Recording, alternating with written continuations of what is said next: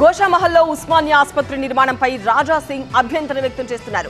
గోషామహల్లో ఉస్మానియా ఆసుపత్రిపై పునరాలోచించాలి అంటున్నారు రాజా సింగ్. గోషామహల్ గ్రౌండ్ లో ఆసుపత్రి కడితే పలు రోగాలు వస్తాయంటూ స్థానికులు భయపడుతున్నారు. ఆసుపత్రి నిర్మాణంపై స్థానికులతో సీఎం మాట్లాడాలి అంటున్నారు బీజేపీ ఎమ్మెల్యే రాజా సింగ్.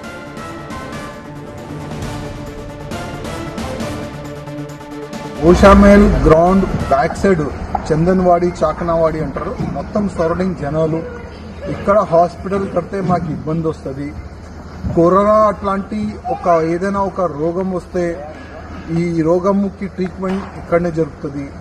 అక్కడి నుంచి వైరస్ మా దగ్గర రావచ్చు. అదేవిధంగా మార్చురీ ఇప్పుడున్న కండిషన్లో మనం చూడొచ్చు ఎట్లా వాసన వస్తుంది. ఒకవేళ ఇక్కడ కూడా మార్చురీ కడతారు, ఆ వాసన వల్ల మాకు ఇబ్బంది వస్తుంది. అట్లాంటి చాలా వరకు క్వశ్చన్ ఆన్సరు జనాల్లో ఉన్నది.